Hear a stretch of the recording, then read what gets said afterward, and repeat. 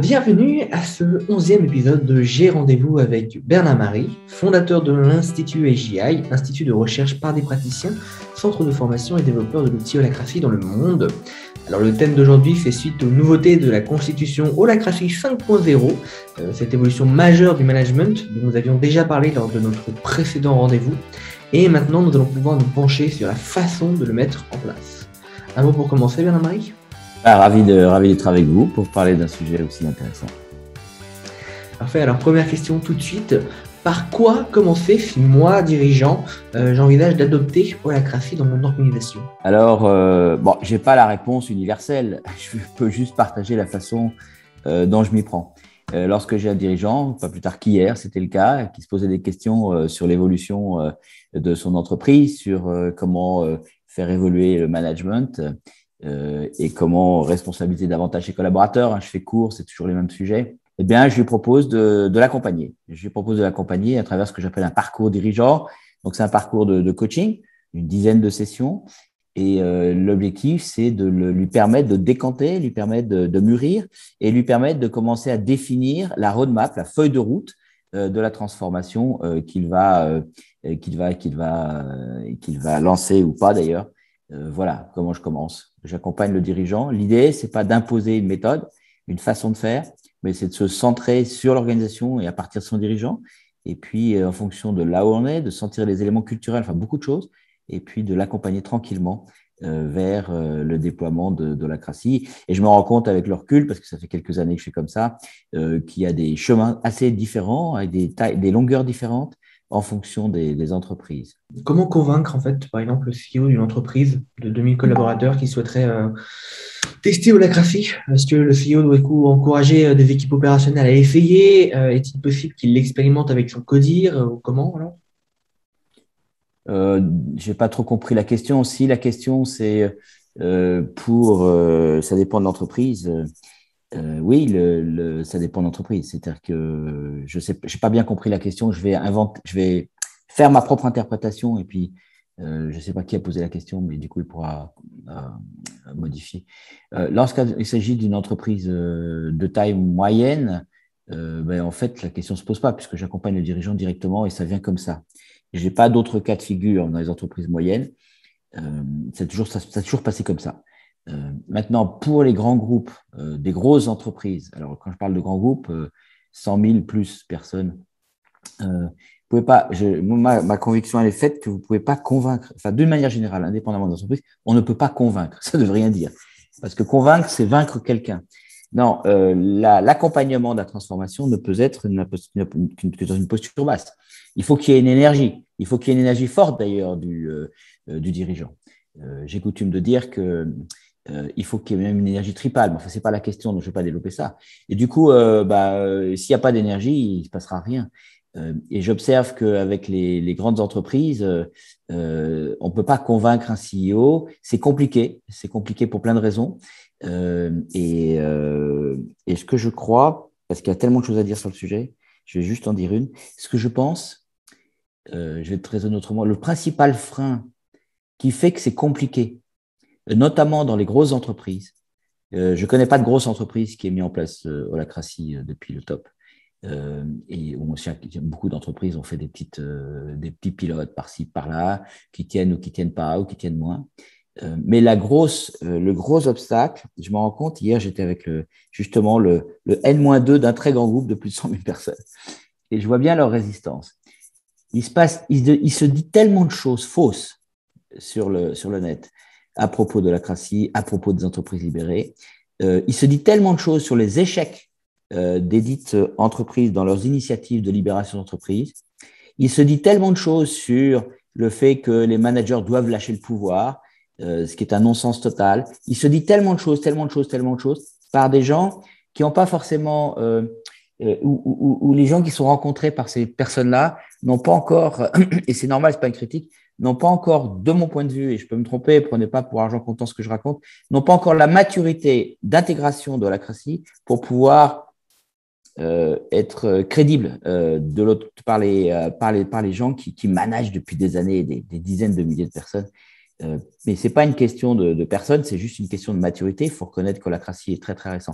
Et j'en veux pour preuve ce que j'ai fait hier, parce que hier, j'ai discuté, alors on m'avait briefé, attention, on m'avait dit, il ne faut pas que tu dises ça, il ne faut pas que tu dises ça. Je dis, vous m'emmerdez, je dis ce que je dis, je ne peux pas me forcer.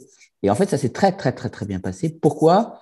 Parce que je commence à connaître un peu le truc holacratie. Je sais ce que c'est, je sais ce que c'est pas, je sais jusqu'où ça va et je sais ce que ça peut traiter comme besoin. Et surtout, j'ai la capacité à me mettre complètement dans la place d'un CEO de grand groupe ou de numéro 2. Et du coup, je parle avec le même langage, avec la même compréhension. Je suis capable de m'altéro-centrer sur lui. Et du coup, ça passe très bien parce que, évidemment, qu'il a plein de problèmes, le CEO, ou les comités de direction de très gros groupes. Ils ont les mêmes soucis. Et on a eu une conversation très, très, très intéressante. Dans la vidéo que tu as faite, tu parles de deux prérequis à l'adoption de holacratie.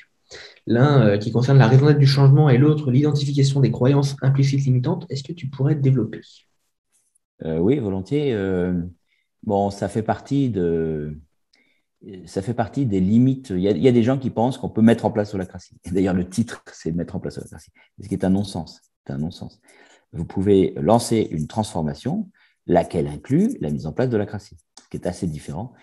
Holacratie n'est pas suffisant à lui-même, c'est juste un outil qui couvre une partie essentielle et même déterminante dans le shift qu'on peut faire dans la façon de transformer les entreprises, qui est la dimension de l'organisation, qui est la troisième dimension. La première dimension, je répète tout le temps, mais parce que ce modèle mental est très utile, je trouve. Et en tout cas, c'est venu par l'expérience que j'ai découvert ce modèle mental. Il y a le système de l'individu, il y a le système collectif, le nous, le corps social, et puis il y a un système qui est l'entreprise vue comme une entité à part entière, qui est vivante et qui ne fait pas partie de l'espèce humaine, mais on sait qu'il n'y a pas que les espèces humaines sur Terre. Du coup, la question donc de la feuille de route effectivement couvre bien plus que la partie de l'holacratie qui est centrée sur la structure et la structure de l'organisation vivante et donc sur la troisième dimension.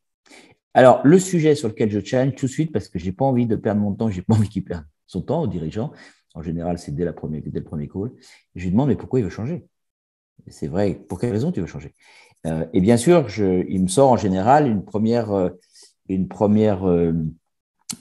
explication très intellectuelle, très mentale, du genre gouvernance agile, du genre responsabiliser les collaborateurs, du genre blablabla, un peu de résilience, enfin toutes les recettes, enfin tous les mots et les codes qu'on peut lire et qu'on entend à droite à gauche qui font maintenant une espèce de dogme en la matière. Ce qui n'est absolument pas intéressant parce que le mental, ça n'a jamais fait bouger les choses. Et donc, je le challenge là-dessus. Mais pourquoi toi, perso, parce que tu es la source de l'entreprise au sens des principes sources de Peter Thiel, pourquoi toi, c'est vraiment important pour toi? Je vais chercher ce qu'il a dans les tripes. Et c'est pour ça d'ailleurs que je parle de raison d'être tripale du changement. Je ne parle pas de la raison d'être d'entreprise, ça c'est pas le sujet là. Je parle de la raison d'être tripale du changement ou la raison d'être profonde du changement. Et je le challenge et puis je donne quelques contenus, je le fais et je lui dis ben voilà, si vous pouvez pas vous mettre en contact avec ça, c'est même pas la peine d'essayer une transformation autour de l'holacratie parce qu'il y aura pas assez d'énergie. On a besoin d'aller chercher l'énergie et l'énergie elle se trouve dans la source. Et s'il n'y a pas cette énergie, vous ne pourrez pas tenir la route. Vous allez faire un petit truc dans un coin, améliorer les meetings, mais vous n'allez pas faire une transformation massive à la hauteur de ce que pourrait apporter holacratie, ça ne tiendra pas. Parce que la transformation qui inclut l'adoption de cet outil, c'est du pluriannuel. Il faut avoir les reins solides, il faut être persévérant, il faut de l'énergie dans la durée. Et ça, il faut donc s'occuper de comment trouver le fuel, le carburant de cette énergie. Et elle part toujours, selon mon expérience, de la source. Elle part de la source.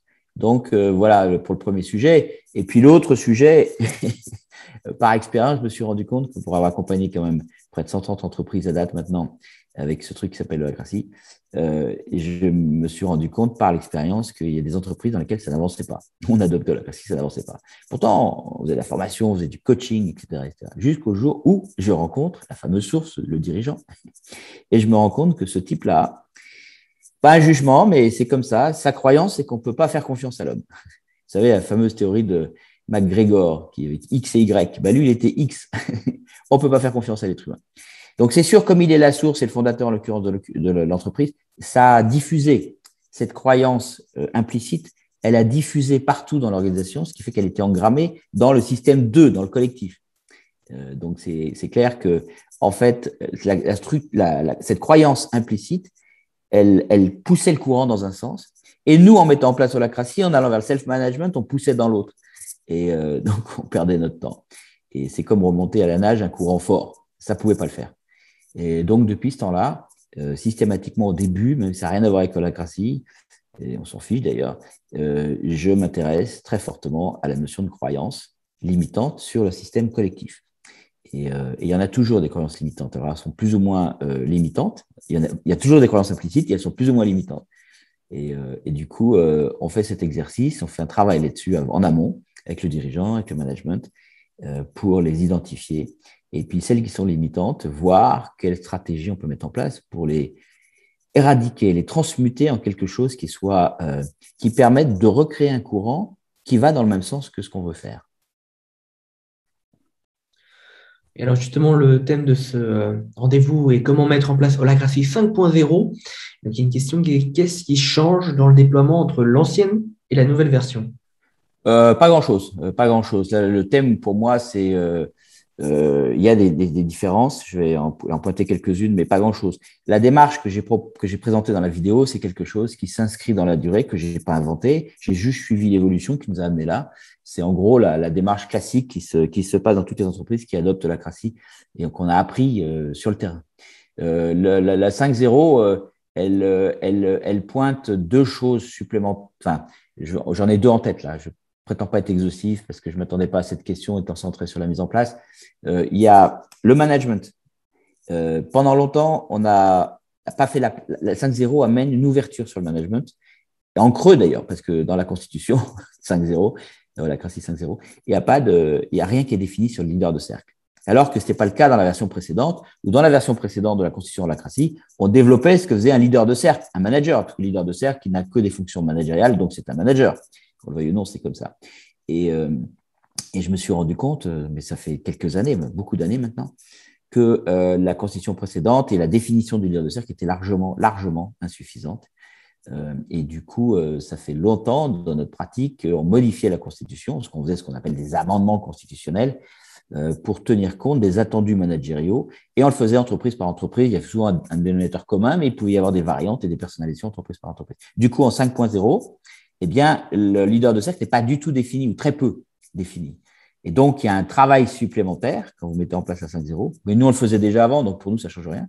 Mais un travail supplémentaire qui est de définir le référentiel managérial, définir quels sont les attendus explicites du management dans cette entreprise-là. Donc ça, c'est le gros changement, mais qui n'en est pas un dans notre pratique, mais pour ceux qui pratiquaient pas comme ça, c'est un gros changement, puisque comme il n'est pas défini, ça force, et c'est pédagogique, ça force les personnes qui accompagnent ce type de transformation de le définir. Donc ça, c'est un gros changement, moins pour nous que pour ceux qui faisaient autrement, qui étaient plus coachés à la Constitution. Après, l'autre gros changement, qui n'en est pas un non plus, en fait, il n'y a pas grand changement. On a mis en exergue dans la 5.0 la notion d'associé. C'est normal, Holacracy récent, donc pendant longtemps, on a imaginé qu'on avait moins besoin de management qu'il n'en a en réalité besoin. On a imaginé que tous les collaborateurs allaient se jeter sur cette aubaine de prendre le pouvoir et donc de se responsabiliser. Que nenni, c'est pas vrai. La grande majorité des collaborateurs n'ont pas envie ou n'ont pas l'élan ou n'ont pas les capacités encore ou la posture pour être vraiment devenir des patrons de rôle, c'est pas vrai. On a appris ça par l'expérience, donc ça correspond. C'est-à-dire que nous, on avait des biais cognitifs, évidemment, on projetait de la façon dont on voudrait que le monde fonctionne, donc on a appris un peu de recul et d'humilité sur le sujet. C'était déjà vrai en 4.1, on avait défini la notion d'associé, mais ça a été renforcé à cause de ça, parce qu'il y a beaucoup de confusion et personne ne tenait compte de cette notion d'associé, associé constitutionnel. Et du coup, pour faire face à cette réalité, dans la préparation de l'adoption de Holacracy dans une entreprise, on identifie, alors on identifie, c'est volontairement vague parce qu'il y a plein de choses à faire derrière, les personnes qui ont à la fois les capacités et envie, la volonté, de jouer selon les règles de la Constitution, de jouer les nouvelles règles du jeu et de prendre véritablement l'énergie de responsabilité de rôle, ce qui n'est pas à la portée de tous les collaborateurs. Et ceux-là, on les a appelés associés au sens constitutionnel, pas associés juridiques, associés constitutionnels. Et du coup, avant de ratifier la Constitution, là, vous savez que les mandataires sociaux ratifient la Constitution, et à partir de maintenant, on voit les nouvelles règles du jeu pour l'exercice du pouvoir au sein de l'entreprise, eh bien, on demande aussi aux associés de se positionner, de valider, c'est pas écrit spécifiquement, mais peut-être de signer la Constitution, ou en tout cas d'accepter formellement les termes de la Constitution. Ce qui suppose en amont d'identifier quels sont les associés, quels sont ceux qui ne sont pas associés. Tout un travail en amont, donc qui vient complexifier la partie que nous on appelle l'encodage et toute cette partie qui est préalable au lancement des cercles. Ça, c'est les deux grosses. Bon, après, il y a d'autres changements, mais c'est les deux gros changements par rapport à ce travail de démarche entre une envie d'aller vers et puis le lancement effectif des cercles en holacratie. Alors justement, comment est-ce que tu embarques en fait les managers et que faire lorsque certains managers ne veulent pas jouer le jeu de la transformation? Est-ce que tu as des exemples de retournement de managers réticents au début qui ont compris l'avantage que ce changement apporte à l'entreprise et ont bougé? Ouais, c'est beaucoup de questions, ça. Comment on les embarque? Avant de se poser la question comment on les embarque, ouais, c'est important. Donc, la question présuppose qu'il faut embarquer les managers, c'est clair. Et moi, je dis il faut embarquer pas la majorité, l'unanimité des managers. L'unanimité des managers. Du coup, ça permet de répondre aux autres questions. Parce que l'holacratie est d'abord et avant tout un outil de management. Ce n'est pas des processus cool d'animation de réunion de type intelligence collective. On n'est pas du tout sur le même plan, pas du tout sur la même dimension. C'est un outil de management.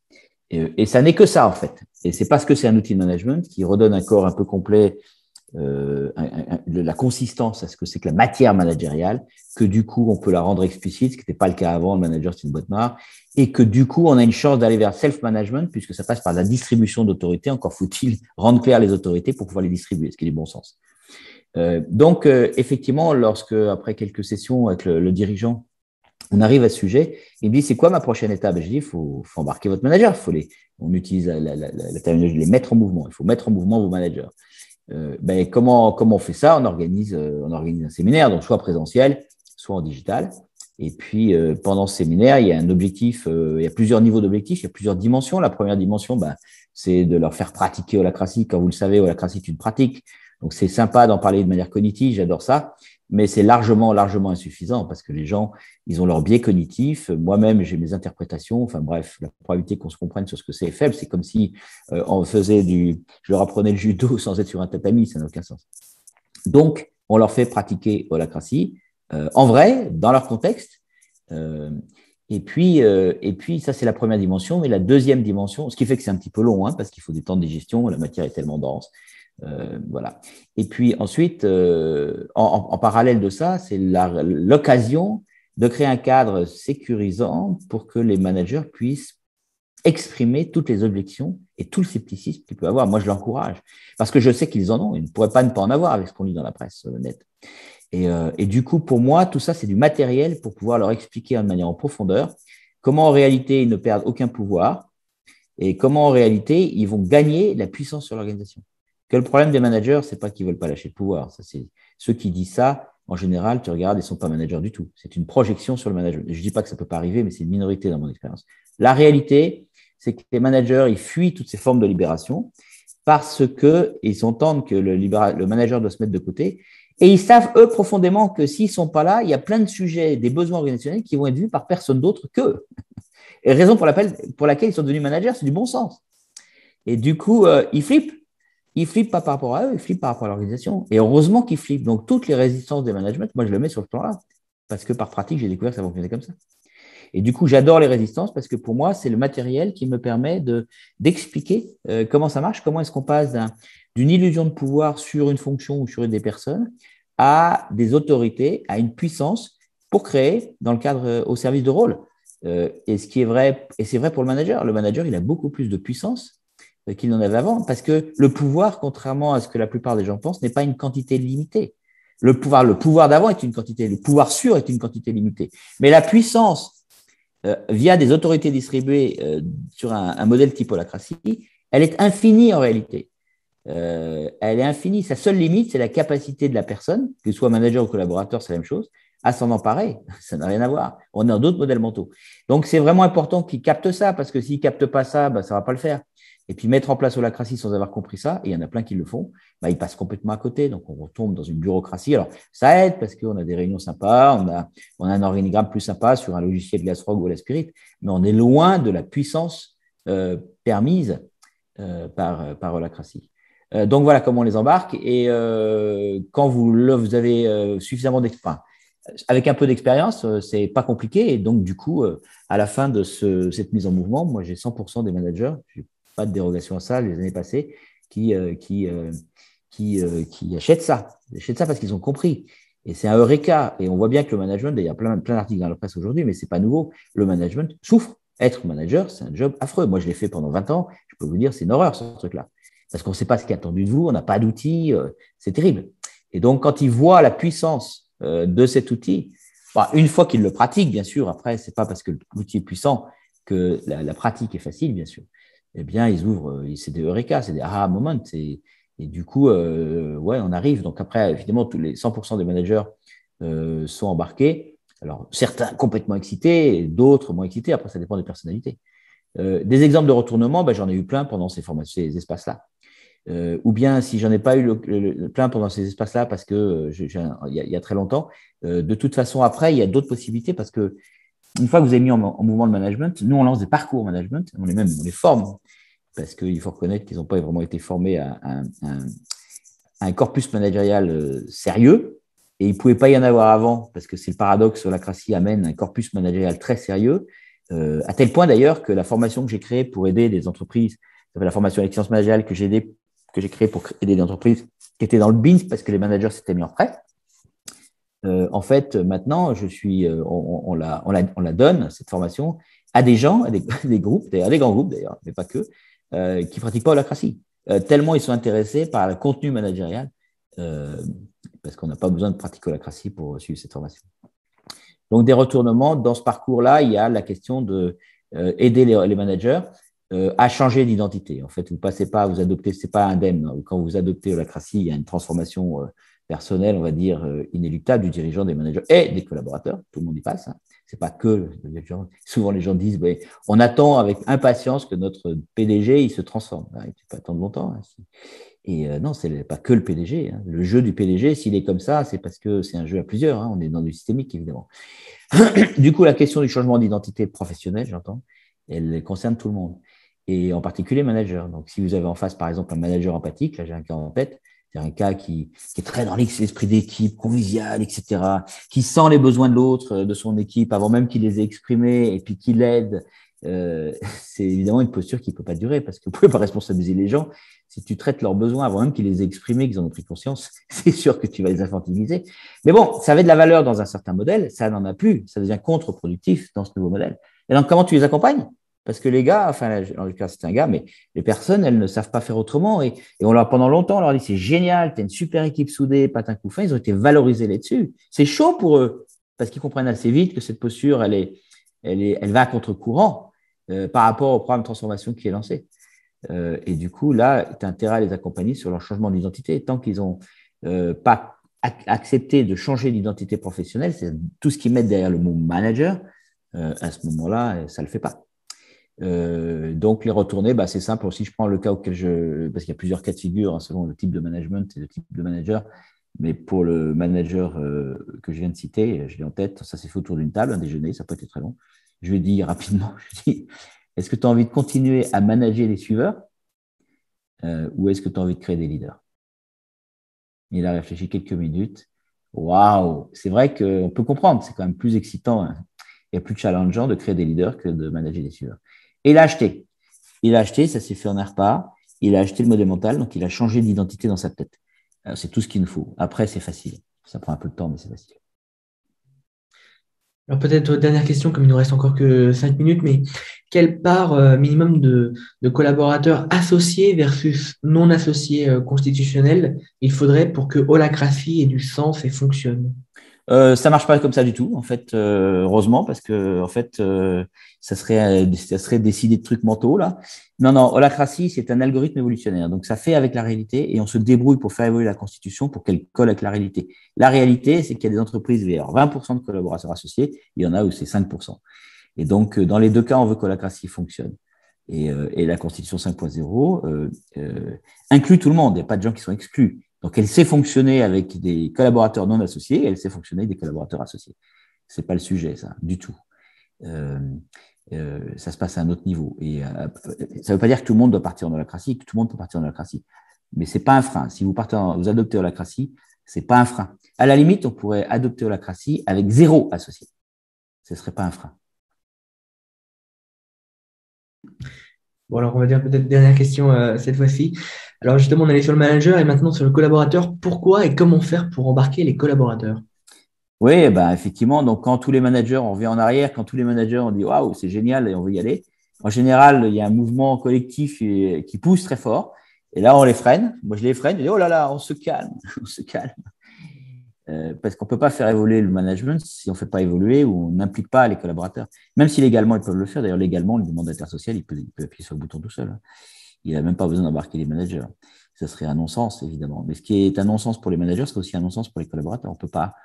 On ne pourrait pas prendre une telle décision qui change le contrat social, qui change l'environnement de travail, même s'il y a des non-associés, hein, sans consulter. C'est même pas communiquer. Il y a des gens qui comprennent, oui, je vais concerter, donc il faut une grand-messe en disant, voilà, moi, PDG, j'ai bien réfléchi depuis des années, etc., etc., etc. Et je sais que ce qui est bien pour l'entreprise, et je vais vous dire ce qui est bien pour vous, c'est qu'on adopte Holacracy. Je caricature un peu, mais le réflexe de beaucoup de PDG, c'est quand même de faire ça. Donc, on les calme, on leur dit non, ça marche pas comme ça. C'est pas toi qui vas parler, sauf sur la raison d'être Tripal, parce qu'on en a besoin pour embarquer au moins au niveau énergétique. Mais après, on va considérer que les collaborateurs sont des grandes personnes. Il n'y a plus besoin de les considérer comme des enfants. Donc, on leur donne le minimum de contenu suffisant sur ce qu'est Holacracy et on les fait jouer à partir de cas concrets pour qu'eux-mêmes se forgent une opinion sur un certain nombre de questions, dont 2 questions fondamentales. Est-ce que tu penses, compte tenu de ce que tu as entendu, qu'Holacracy, c'est un bon outil dans la feuille de route, dans la transformation qu'on est en train d'engager? Oui, non. Et est-ce que tu penses qu'Holacracy, c'est un outil qui va t'aider dans ton travail? Et oui, non. Et nous, dans notre pratique, on a eu coutume de dire que si sur ces 2 questions, vous avez moins de 80%, puis on est en train de monter la barre à 90%, le dernier client, il y avait 93% sur les 2 questions, parce qu'on fait un sondage anonyme, c'est même pas enfin, il est urgent de ne pas y aller tout de suite, quoi. Il est urgent de ne pas y aller. Il y a d'autres trucs à faire avant, à creuser sur les autres dimensions.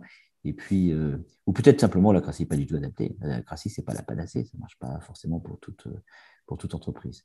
Donc, voilà. Et puis, voilà comment on fait pour embarquer les collaborateurs. C'est-à-dire qu'on les consulte, on leur demande leur avis, ce qui n'est pas idiot quand tu réfléchis. Merci beaucoup Bernard-Marie pour cette réponse et merci à tous pour votre participation et vos questions. Voilà, sachez que nous organisons régulièrement ces rendez-vous qui ont lieu tous les premiers jeudis du mois. Vous aurez toutes les informations dans l'email de follow-up. Merci Bernard-Marie, je te propose de conclure ce rendez-vous en quelques mots. Oui, comme toujours, cette demi-heure, elle passe beaucoup trop vite. Il y a tellement de sujets que j'aurais voulu développer. Donc, je suis impatient d'aller au rendez-vous suivant.